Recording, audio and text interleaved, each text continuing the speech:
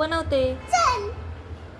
थालीपीठसाठी लागणारं साहित्य: गहू, ज्वारी, बाजरी, बेसन आणि तांदळाचं पीठ घेते. त्यासाठी मिरची, अद्रक, लसूण, जिरे आणि कोथिंबीर, कांदा, तीळ आणि ओवा. आता एका मिक्सरच्या भांड्यामध्ये मिरची, लसूण, जिरे, अद्रक घालून आपण याची पेस्ट तयार करूया. पेस्ट तयार झालेली आहे. आता एका परातीमध्ये सगळे पीठ टाकून घेऊया. त्याच्यामध्ये ओवा आणि तीळ, कांदा,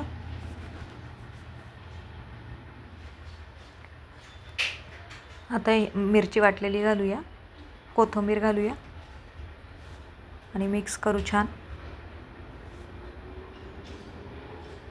आता थोडं थोडं पाणी घालून छान असं मळून घेऊया. आता याच्यामध्ये थोडी हळद आणि मीठ घालूया आणि छान मिक्स करू परत एकदा. आणि पीठ छान कालून घेतलेले. आता याचे छान गोळे करू.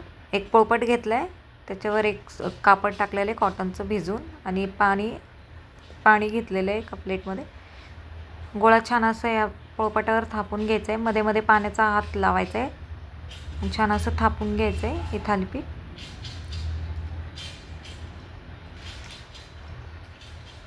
आता होल पाडायचे आहेत मध्ये.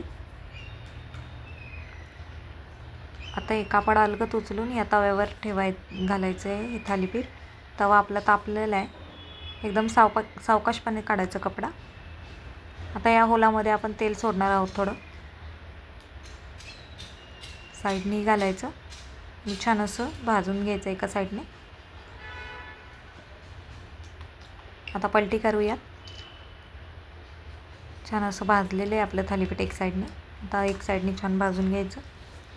दोन्ही साईडने छान भाजलेलं आहे. आपले थालीपीठ तयार आहे.